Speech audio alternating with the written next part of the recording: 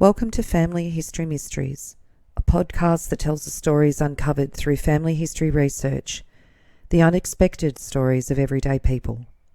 I am an avid family historian who has been compiling my family tree for over 15 years, with nearly 20,000 people recorded in my trees.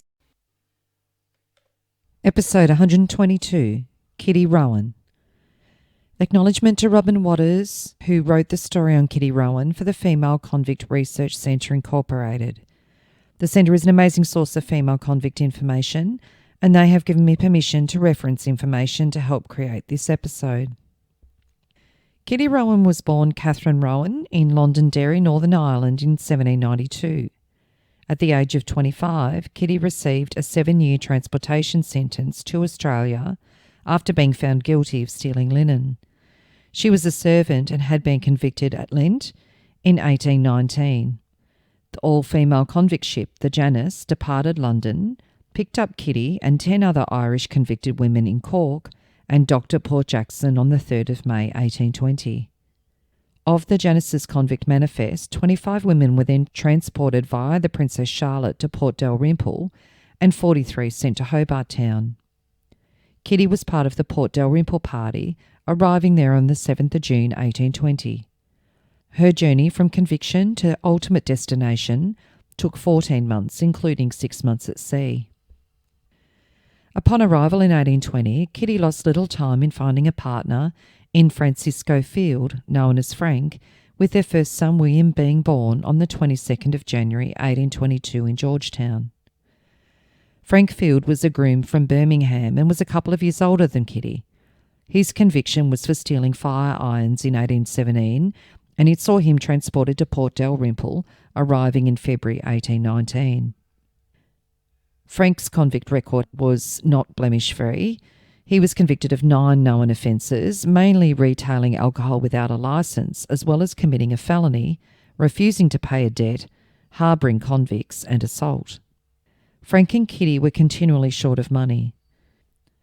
In 1829, John Batman, who had 50 acres of land at Norfolk Plains, gave Frank a character reference to avoid further jail time because he couldn't pay a fine for selling spirits without a licence.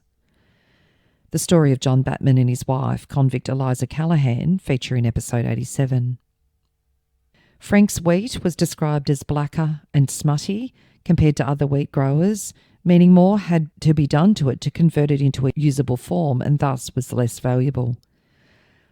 Frank's character was summed up by a magistrate who appointed him as a special constable in Launceston in February 1828. The police magistrate said that Frank could only be employed on the maxim that an old smuggler makes the best revenue officer. Frank was dismissed in June 1828 as he'd been convicted of illegally retailing wine. Frank was a poorly educated agricultural worker, and unfortunately he was unable to prosper beyond making out a marginal existence and dragging his family into the cohort, living partially from the proceeds of crime. Kitty did not choose her life partner wisely. Tragically, Kitty died in 1836 and her husband Frank the following year, and their 4 youngest children were admitted to the orphan school in Hobart. Their first child, William Field, known as Bill, was robbed of his mother Kitty's gold ring given to him not long before his father died on the 16th of May 1837. And on the 14th of October 1837, in the Norfolk Plains Cornwall Chronicle, it outlines this: stealing in a dwelling house. James McBean was charged with stealing on the 17th of June in the dwelling house of Joseph Solomon at Norfolk Plains, a box containing money and other articles of the value of more than £5. A second count charged him with stealing the articles in the dwelling house of William Field. William Field sworn, "I live at Joseph Solomon's at Norfolk Plains. My father died on the 14th of May and I continue to live there until the 7th of July. I remember the 17th of June. I was at home at 6 o'clock in the evening. It was a Saturday and 3 men came in, Thomas Mitchell, Charles Wise and John the Sawyer, about 10 o'clock at night. I heard a noise in the bedroom and saw James McBean leaning out of the window. The prisoner at the bar is the man. I called out to him, 'Hoy!' He did not answer. I returned to the next room and sat down. The prisoner was living in the house at the time. He used to sleep in the same bed with me. In about an hour I went into the room again. Nobody was in it then. I missed a box, a gin case. It contained $11, 1/2 crown, a rupee, 2 ring dollars, 2 shillings, a £1 note, 1 sovereign, 1 gold ring, 1 watch, 1 razor and case, 1 knife and 1 pocketbook. I afterwards saw some of the articles again at the post office at Norfolk Plains. I did not see any of the money again. This is the box. These articles are my own property. When I returned home in the evening, the prisoner was not at home. He was employed thrashing at the place. The next time I saw him after he got out of the window was about 8 on the following Sunday morning. He came home then. I got in myself at the window in the afternoon to open the back door. I fastened it again by putting a bar up to it. About 6:30 in the evening, I had seen the articles all safe. I locked the box. About 3/4 of an hour after I had seen McBean, I went again into the room to see if he was there. I then found my box gone. I then went to Perth with Charles Wise and the Sawyer. I was absent half an hour. The prisoner did not return until 8:15 on Sunday morning. I am between 16 and 17 years of age. My father left me the money and some of the things before he died. The razor and case was my father's. The ring was my mother's before she died. My father gave it to me and desired me to keep it. The watch was given me. The £1 note was owing to my father, and he desired me to receive it, which I did after his death. Charles Wise deposed that I was at the house with the boy Field on Saturday in June. About 10 at night we heard a noise in the next room. Field took a light and he cried out "Hoy" several times. Some time after he went in again. I went with him to Perth. We went to Captain Heaney's. We did not find the prisoner there. I think it was about 12 at night then. I found his box in a brush fence about 1/4 mile from Field's house on the way to Perth. It was laying with the lid uppermost and had some brush over it. I found the box on Sunday morning. About 2 or 3 in the afternoon, Mr. Saltmarsh came. I delivered the box to him. I did not ascertain whether anything was in it before Saltmarsh came. It was about 3 miles from Perth to where Field lives. And John Mitchell stated, I know William Field. I was at his place on the 17th of June, about 6 o'clock. I saw him unlock his box. He said it was all right. William Saltmarsh deposed that I apprehended the prisoner about 9 o'clock on Sunday on the 18th of June. Afterwards saw this box at William Field's. I found the articles that I produced in the box. Charles Wise pointed out a place in the brush fence where I observed footmarks. On Monday morning, Constable Gilmore brought some shoes to me which corresponded exactly. I traced those marks about 40 yards in the direction of Perth, and I apprehended the prisoner in Field's house. Benjamin Gilmore, I'm a constable. I went to the jail at Longford on the 18th of June and received a pair of shoes which I produced and compared them with Mr. Saltmarsh in the sand, and they exactly corresponded with the marks. The judge summed up the evidence and charged the jury, as the boy is underage and is not a minister to his father's effects. They can only find the prisoner guilty of stealing the knife, pocketbook, watch, and other things that actually belonged to the boy. The verdict was guilty of stealing to the value of £1 4 shillings and 7 pence, 7 years transportation. Bill emigrated to Victoria by 1845, where he married Margaret Penrose Ryan in Melbourne on the 13th of January 1846. Margaret was Irish and came out as a 20-year-old housemaid in March 1841. It seems that William changed the surname spelling of Field from F-I-E-L-D to F-E-I-L-D, as this is what Margaret's surname was spelt as in her funeral notice, and it was a spelling that their children used. Bill and Margaret's first child was born at a property called Cathkin on the Goulburn River near Alexandra in November 1846. They then lived in Kilmore and Bacchus Marsh. A family researcher found the following information.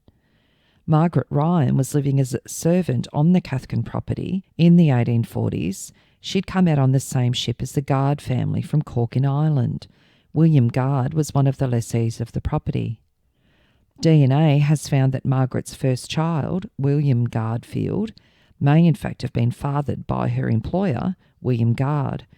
William Guard had lost both a baby and then his wife Louisa after arriving, though they also had a son, another child named William. So Margaret would no doubt have been helping the family there at the time.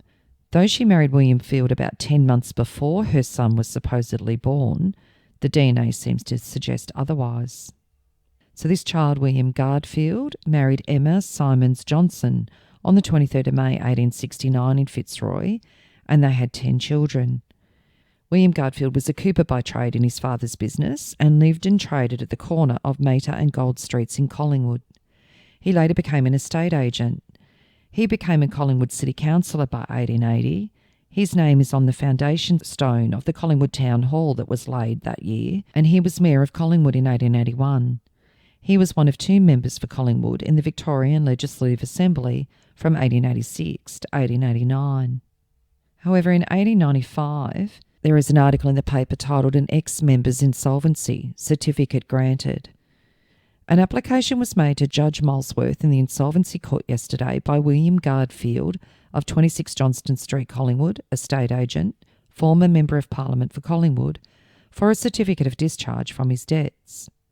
In the schedule filed by the insolvent, his debts were set down at £1,217 and 6 shillings, his assets being £980, leaving a deficit of £267 and 6 shillings. He stated that in 1889 he was a cooper and was possessed of real property worth £1,000. In 1890 he contested a seat in the Legislative Assembly for Collingwood and was defeated. His election expenses then amounted to £300, and to meet his engagements in connection with the election and to enable him to carry on his business, he shortly before the election lodged the title deeds of his real property with the Bank of New South Wales to secure an overdraft. In June 1891, he ceased to carry on the coopering business and went into the estate agency business. In April 1891, he contested another election for Collingwood and was defeated, his election expenses then amounting to £150. Amongst other reasons given for his failure, the insolvent said that he and his wife had been ill for a long period and he had suffered through embezzlement by a clerk whom he employed when he was ill. There was no opposition and Judge Molesworth granted the certificate. On the 15th of May 1905, his death was announced in the paper. Field, at the residence of his son-in-law, Loxley, Livingston Street, Ivanhoe, William Garfield, dearly beloved husband of Emma Field, eldest son of the late William Field of Cathkin Goulburn, and the grandson of the late Frank Field of Tasmania, and beloved father of Alfred, William and Lena Field, Mrs. Lily Turvey and Mrs. H. Watson of Northcote, and Mrs. A. B. Sloane, Mrs. J. Sharwood, and Mrs. J. Swale, aged 58 years. The second child, Alfred Francis Field, was born in Kilmore in 1849. In 1869, he was in business with his brother William as coopers and blacksmiths at 129 Wellington Street, Collingwood. In 1873, he started a blacksmithing business at Matoa. He married Louisa Caroline Frederica Degenhardt in 1877 at Matoa. She was the eldest daughter of Gustav Degenhardt, and it was the very first wedding that was held at Matoa in 1876. In 1882, he owned 2 houses and his business. His father-in-law originally owned all this land and much adjacent, and it was highly probable that he set him up at this prime site. His house in which he lived was unfortunately burnt down in January 1883, and it seems to have begun a decline in his fortunes, particularly with the advent of some excellent opposition in town. By 1884, his wife was selling the corner part of their block, and by 1887 the whole 2 acres was for sale. Field then worked for Sheridan Implement Works in Duncan Street from 1892 and remained there until 1894. At this stage, the Fields lived in a new house at the old site again, owned by one of Louisa's brothers. Alfred continued his trade until 1909 when he became a horse doctor, for which he'd previously been known to have great expertise in.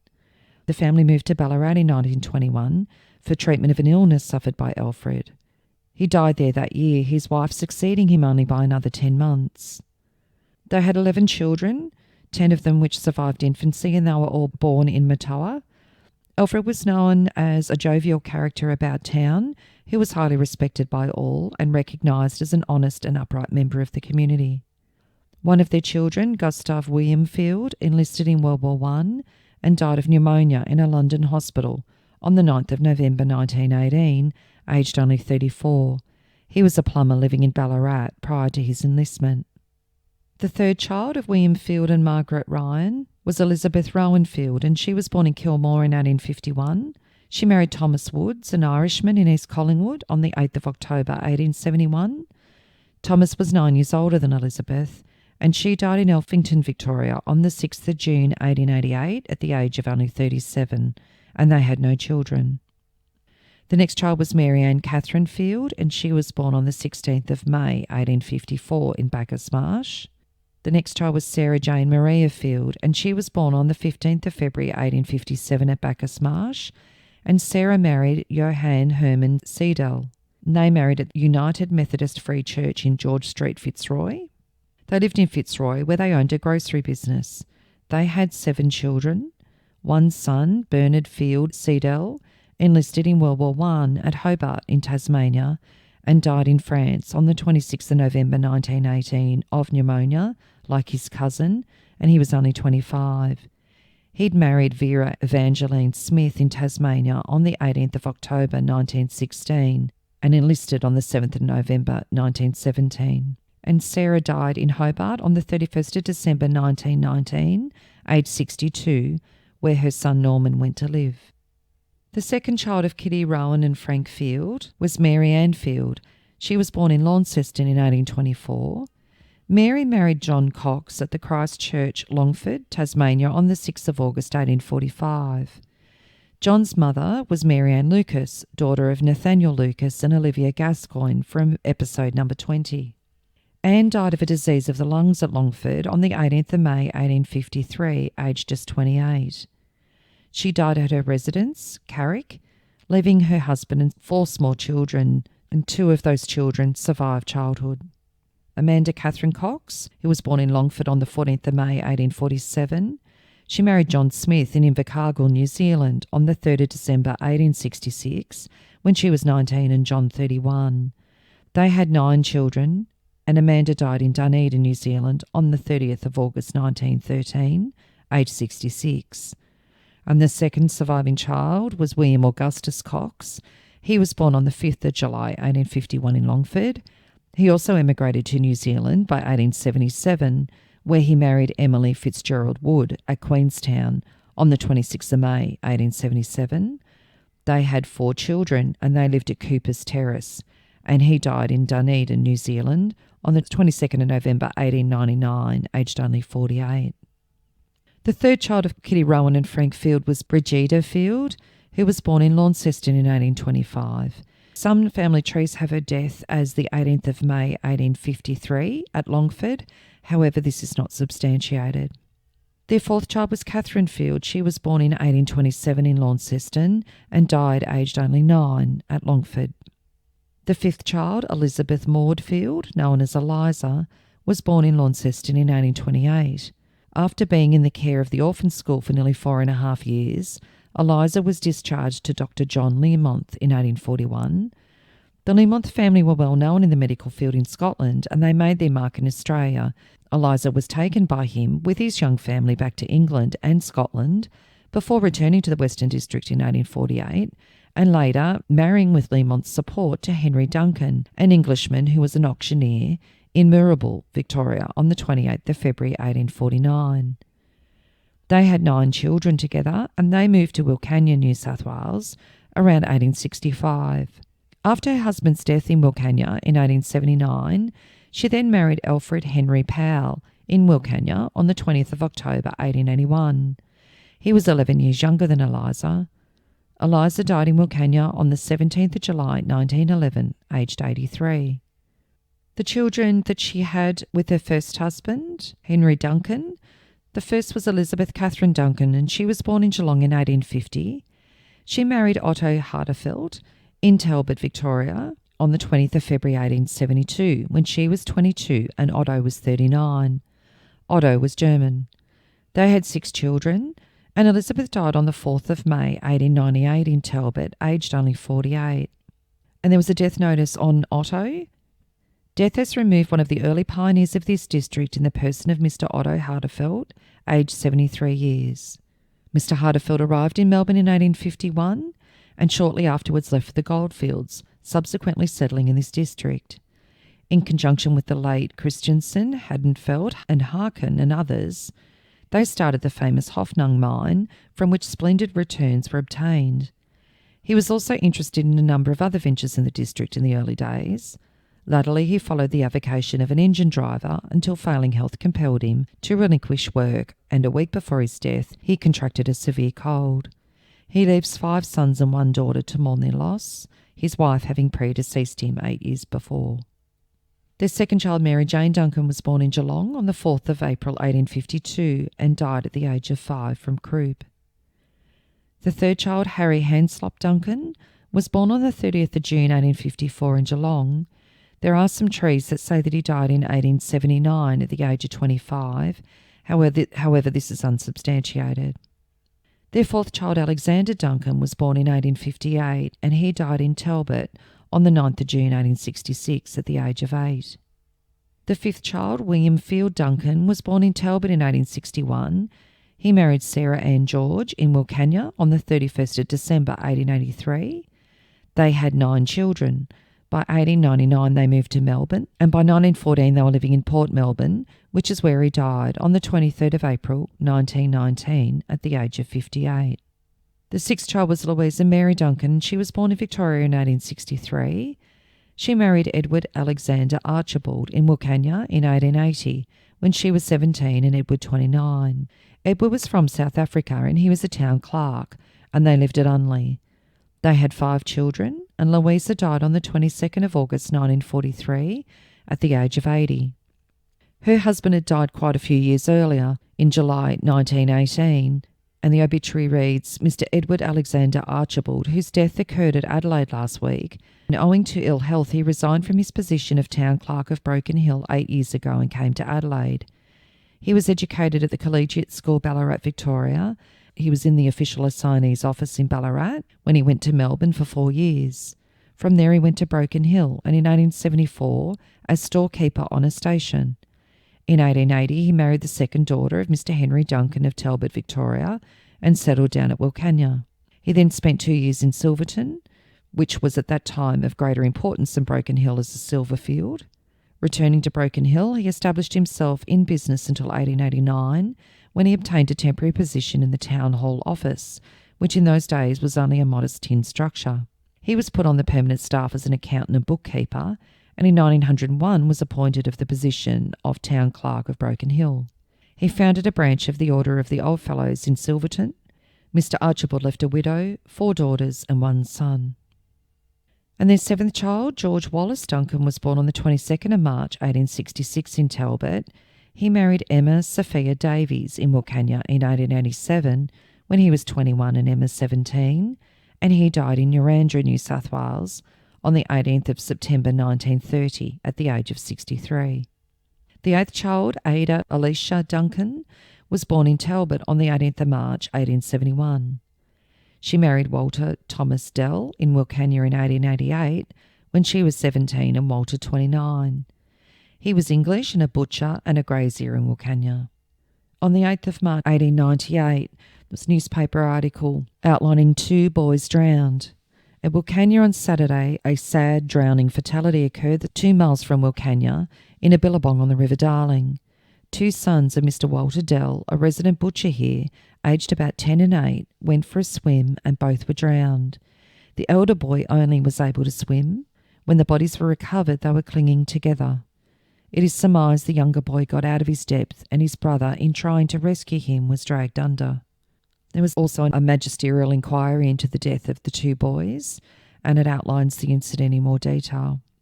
Mr. Coroner Brown held a magisterial inquiry at the courthouse touching the circumstances attending the deaths of Walter James Dell and Rupert Dell, whose bodies were found in a billabong on the west side of the River Darling, about 2 miles below Wilcannia on the preceding Saturday afternoon. The following evidence was adduced. William Hughes was duly sworn and stated that he was a labourer living at Mr. Dell's. I know the deceased's boys, Walter and Rupert. On Saturday morning last I went down to the 2 Mile Bend and the boys accompanied me. The boys wanted a drink and one of them ran down towards the river. I called him back and said, "Don't go down there, you might slip in and we'll never see you again." He came up and his brother Rupert went down. He stopped there and had a drink and came up again. We went to the Chinaman's garden and the Chinaman gave us a melon. The children commenced to eat it, and when they finished it, they went away down to the garden, leaving me smoking and talking to the Chinaman. They were walking about the garden, and in about 20 minutes I called them, but they made no answer. I searched for them, but I could not find them. I then jumped over the fence and went along the river to where I heard a dog barking. I saw the boys' clothes on the bank of the creek. Not seeing them, I thought they were hiding from me. I shouted out for them and got no answer, and then something struck me that they were in the water. I ran towards the man coming with a horse and cart. I told him I thought the children were in the river, and he said, "For God's sake, come and help me get them out." Mr. Garland also came up, and 3 of us followed the boys' tracks into the water. Mr. Garland's man and I jumped in. I had a garden fork and was dragging it along in the water, which was up to my neck. The other man dived in, but could see nothing on the account of the muddy state of the water. I subsequently recovered the bodies and put them on the bank. They were quite dead. Mr. Garland then sent his man into town to report the matter to Mr. Dell. I remained with the bodies until a buggy came up, and they were removed into town. It was about an hour or an hour and a half from the time I missed the boys until the bodies were recovered. William Henry Thompson stated that he was a clerk in the employ of Mr. Garland, the wool scourer. About 3:30 on Saturday afternoon, I was working with a horse and cart with the witness. William Hughes came to me in a very excited state and said, "I wish to God you would come down. I found the clothes of Mr. Dell's youngsters at the foot of a tree. I have called and whistled for them and I cannot find them, and I'm afraid they're in the water." Mr. Garland came with us, and the 3 of us went down to the water. I dived about for a few minutes without success. Hughes walked about in the water with the garden hoe in his hand. He recovered the bodies and we put them on the bank. Mr. Garland then told me to report the matter to the police and also to Mr. Dell, which I did so. The bodies were quite dead when brought out of the water. John Robert Edwards, duly sworn, stated he was a first-class constable that resides at Wilcannia. On Saturday the 5th at 5 p.m, I received information from Thompson that Walter Dell's 2 boys were drowned about 2 miles from Wilcannia, and the bodies had been recovered and were lying on the bank. I informed the sub-inspector, and in company with Mr. Mugg, who drove the buggy down, went down to a billabong situated on the west side of the river, about 2 miles down from Wilcannia. About 5 yards from the edge of the water, I saw the bodies of the 2 boys lying side by side. They were covered with a sheet. I examined the bodies and there were no blemishes on them. They appeared quite natural, as though they were asleep. The bodies were quite dead. On examining the edge of the billabong, I found the tracks of 2 boys with bare feet going into the water. The billabong was deep and the water was backed up from the river. It was about 2 chains wide. I assisted Mr. Mugg to put the bodies in the buggy and took them to their parents' home in Wilcannia. Walter Dell, duly sworn, states that I'm a butcher and I reside at Wilcannia. The boys, Walter James and Rupert, were my 2 eldest children. Walter was 9 years and 3 months and Rupert 7 years and 6 months. I last saw them alive on Saturday morning on the 5th. On Friday night I told Walter he could go down with Hughes on the following morning with the cow. On Saturday morning I put a long rope on the calf and told them to tie it up just below the cemetery. I said, never mind about the cow. If she goes 2 or 3 miles away, she'll come back to the calf in the evening. They went away in the morning and were to come home and go back and bring the cow and the calf in the evening. I saw Hughes and my boy Walter go away and I gave them a start away, and my boy Rupert came up and said, "Can I go too, Dad?" I said, "All right, you can go with Walter and be home in plenty of time for dinner." When I went home to dinner, Mrs. Dell said, "The boys are not back yet. Where could they be?" I said, "They'll be all right. Bill will look after them." After dinner, I went back to the shop. It was about 5 o'clock. I did not come home to dinner till 3, and Mr. Sub-Inspector saw me and informed me that my 2 boys were drowned. I was going to get a horse to go down myself, but I was persuaded not to. I told my wife's mother and then went home. Constable Edwards and Mr. Mugg afterwards brought the bodies of the 2 boys home in a buggy. I recognised the bodies of those of my 2 sons. Mr. Brown found that Walter James Dell and Rupert Dell came to their deaths on the 5th by accidentally being drowned while bathing in a billabong on the west side of the River Darling. And 5 years later, Municipality of Wilcannia, notice is hereby given that John O'Connell Merchant, Walter Thomas Dell Butcher, and James Austin Hotel Keeper have been elected as aldermen of the Municipality of Wilcannia for 3 years. So all up they had 9 children, and Ada died in Wilcannia on the 31st of July 1936 at the age of 65, and Walter died at Wilcannia Hospital in February 1930 at the age of 71. He'd been a resident of the Wilcannia district for over 40 years. The 6th child, Thomas Field, was born in 1831. In 1841, he's listed in the Orphan Boys list, and he finished his apprenticeship in Launceston and married Mary Ann Groves in Launceston on the 25th of July 1853. They had 2 sons, one who died in infancy, and he died at Port Fairy, Victoria on the 8th of December 1865 from tuberculosis, aged only 34. Maria Anna Field was born in April 1831 in Launceston. She married William Archer in Launceston on the 5th of January 1853, and they had a daughter, Emily, in October 1853. Maria died on the 21st of October 1856 in Launceston, aged only 25. And she died of tuberculosis as well, and it says after a painful and lingering illness which she bore a Christian fortitude.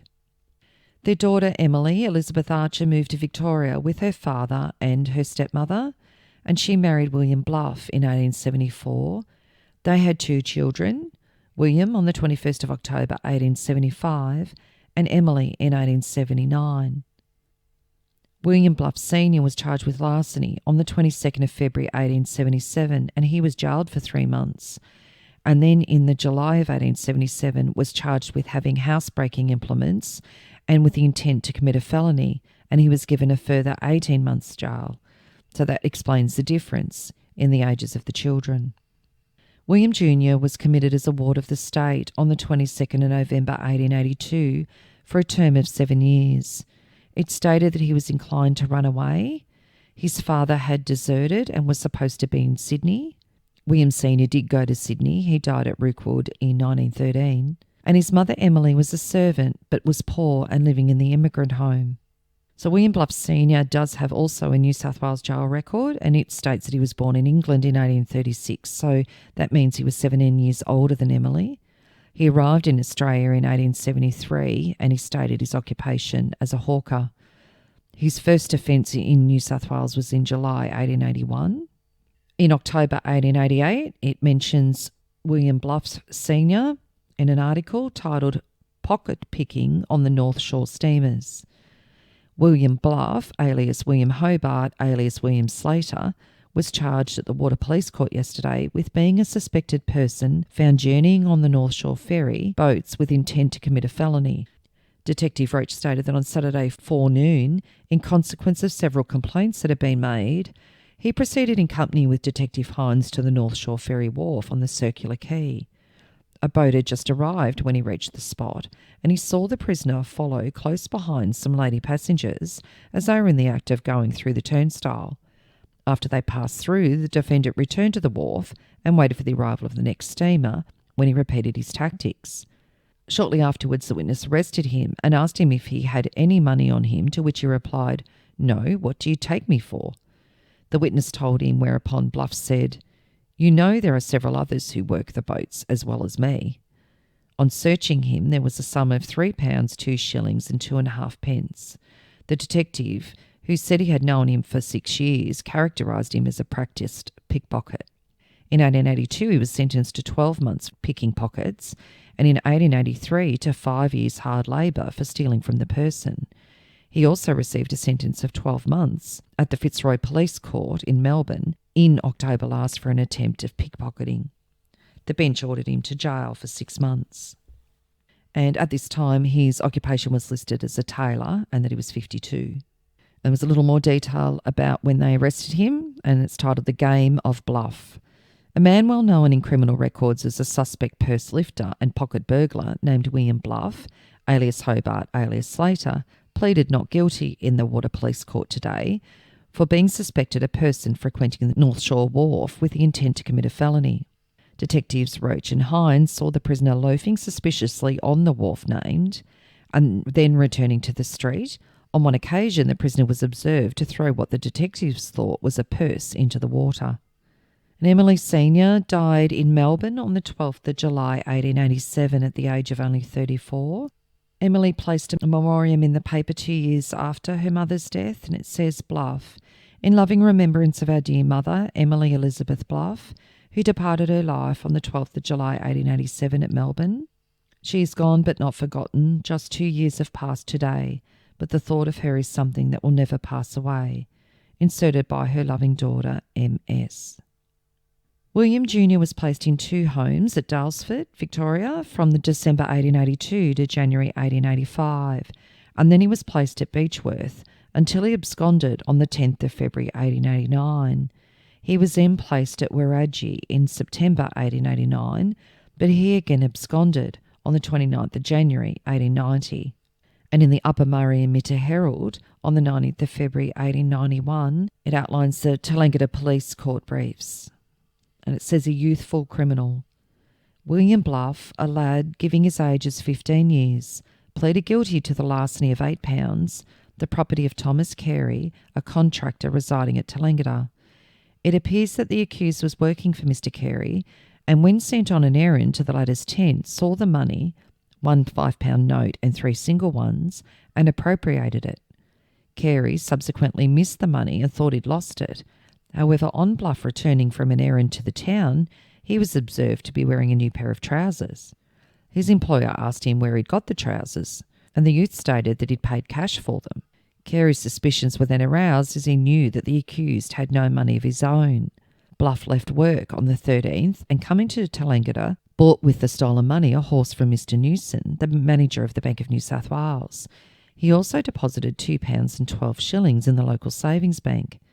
Subsequently, when taxed with the theft of the money, Bluff admitted his guilt and promised to return the horse to Mr. Newson and get the money back and restore it to Carey. He failed to keep his promise and left town. On the following Sunday evening, he returned to the camp and surrendered himself. Mr. Newson stated that the accused had often recovered horses for him and been rewarded. The lad fancied one of the witnesses' horses, and he frequently expressed a desire to purchase it, and he was told he could have the first offer. On Friday last, the accused came to him and again asked to have the horse. The witness sold the animal to him for £5, giving him a proper receipt. Constable MacDonald stated that the accused surrendered himself at the Tallangatta police station at 7 p.m. on Sunday. He confessed of taking the money, totalling £2 and 12 shillings, of which he had lodged in the Post Office Savings Bank, the passbook being in his possession. The accused had been boarded out from the industrial school 9 years ago to Mr. Horseful of Wiradjuri, upon whose death the boy had been left to wander about where he chose. During the last 9 months, the accused has been leading a reckless sort of life. The following written confession was handed to the bench. Your worships, I beg most respectfully, of my own free will and accord, to admit the stealing of the sum of £8 from Thomas Carey on the 10th of February. The circumstances were, when I went to the tent, I saw the money lying on the bed and took it. I then banked £2 and 12 shillings in the savings bank, Tallangatta. I spent 6 shillings and bought a horse for £5 from Mr. Newson, the banker. When accused by Mr. Carey of stealing it, I admitted it to him. I then wanted him to take the horse back to Mr. Newson and get the £5, and said I would give him the bank book, but he refused. So I got frightened and cleared out. With reference to the saddle, I got a loan of it from George Brady, who, when I asked him for it, said I could have it as long as I liked, so long as I brought it back. He then said I could have the saddle if I would shout for him.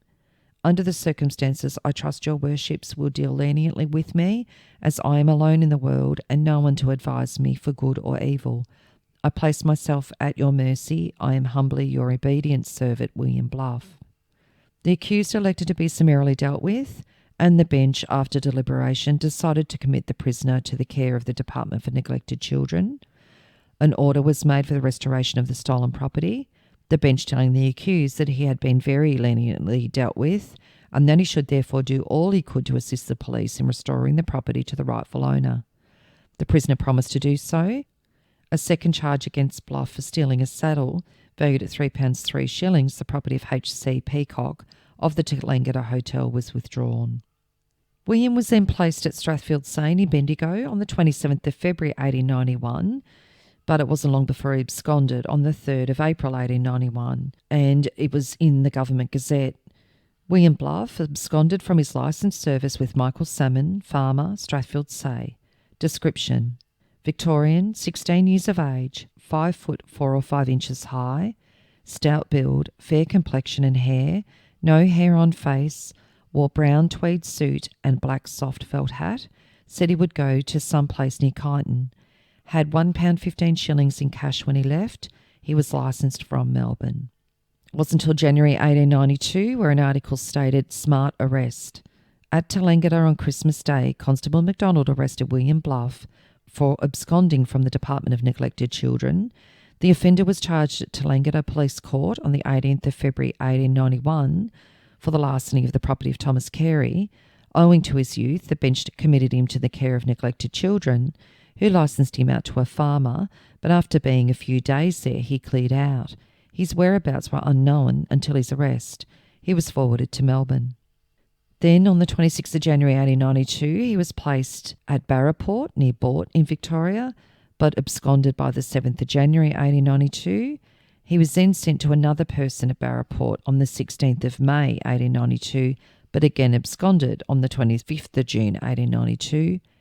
And then his term expired on the 21st of October 1893. So at that point, he wasn't considered a ward of the state. His sister Emily posted an ad looking for him in 1899, and it states, wanted, address of William Bluff, last address Gippsland, Emily Bluff, number 17 Buckley Street, Footscray. William is listed as working as a labourer back at Wiradjuri in 1905, and he was there right through to 1916. And in terms of Emily, well, Emily had also a feature in the Government Gazette, and it says, on the 16th of July 1892, Emily Bluff is charged on warrant issued at the instance of John Sayers, labourer, Casterton Street, off Little Lonsdale Street, Melbourne, with vagrancy, 15.5, 4 foot high, stout build, fair complexion, curly hair inclined to red, cloth cloak, short green dress, dark brown stockings and new lace-up boots. Nearly 2 years later, on the 23rd of May 1894, a criminal offence. At the City Court yesterday, Frederick Lanigan, a man of 33, was charged with having committed an offence under the Crimes Act upon Emily Bluff prior to April 1894. The girl at one time lived with her foster mother and was now an inmate of the refuge. Sub-Inspector Gardner prosecuted and Mr. Daly appeared for the defendant. The girl, when giving evidence that her foster mother had been ill and during that time she'd taken her meals in the house of Lanigan's parents in Merritt's Place off Little Lonsdale Street. The offence had been committed on several occasions. Dr. Madden of the Melbourne Hospital gave medical testimony in support of the charge. The defendant was committed to stand his trial in the June General Sessions, and bail was allowed with sureties of £25 each and one of £50. Emily had a son, William Bluff, in 1900 in Carlton with father unknown, and that child died in the same year. And then Emily married Louis R. Mann at the vicarage in Coleraine, Victoria in 1901. Louis was 47 and Emily 22. They had a daughter, Emily Elizabeth R. Mann, in Carlton in 1902. Louis was a cook, and on the 25th of September 1903, he was convicted of stealing jewellery and money from fellow countrymen and was ordered to be imprisoned for 3 years. Emily died in Hawthorn in 1949 when she was 70, and it stated that on the 10th of October at 31 Glenferrie Road, Hawthorn, Emily Elizabeth, beloved wife of the late Louis R. Mann, loving mother of Emily, Mrs. Lim June, late of Casterton. So from her early days in Ireland and being sent out to Tasmania, even though her life ended so young in 1836, she certainly had children and grandchildren that were scattered around the outback of New South Wales, Victoria and Tasmania. If you are interested in sharing your story on my podcast, Family History Mysteries, please go to my Facebook page and send me a message. If you would like some assistance in filling in the gaps in your family tree to see what mysteries you solve, please get in touch. And don't forget, you can have early access to episodes by subscribing, and you'll also gain access to bonus episodes.